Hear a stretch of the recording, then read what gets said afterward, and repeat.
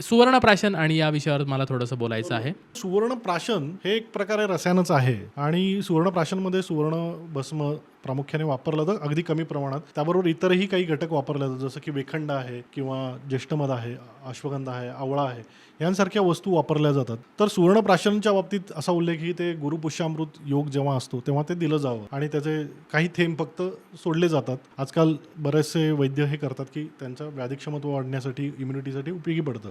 तर तसं आहे, पण ह्याच्या पलीकडे माझं एक वैयक्तिक मत असं आहे की सुवर्णभस्माचं सेवन दररोज थोड्या प्रमाणात वयाच्या 2ऱ्या वर्षापर्यंत किंवा 3ऱ्या वर्षापर्यंत केलं तर ते लहान मुलांना अतिशय उपयोगी पडणार आहे. म्हणजे अगदी कमी प्रमाणात सुवर्णभस्म आणि त्याबरोबर वेखंड, ज्येष्ठमध, अश्वगंधा यांसारख्या वनस्पतींचं मिश्रण बनवलं आणि ते जर दररोज थोड्या प्रमाणात लहान मुलांना सकाळच्या वेळेस जर दिलं तर त्यांची इम्युनिटी वाढायला नक्की मदत होऊ शकेल आणि IQ लेवल जो आहे तो डेव्हलप व्हायला मदत होऊ शकेल. कारण ओव्हरऑल ते ब्रेन डेव्हलपमेंटवर काम करतं. आणि मगाशी मी जे म्हणलं की लहान मुलांमध्ये ॲलर्जीजचं प्रमाण खूप वाढतं आहे.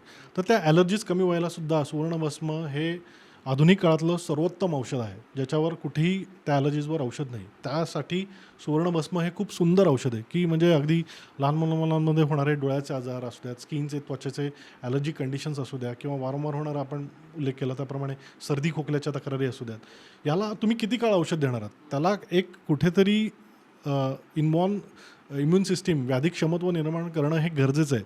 त्यासाठी सुवर्णभस्म हे खूप सुंदर औषध आहे. ते नक्की तुम्ही तुमच्या लहान मुलांना जवळच्या वैद्यांच्या चौकशीने जर दिलं तर डेफिनेटली मदत होऊ शकेल.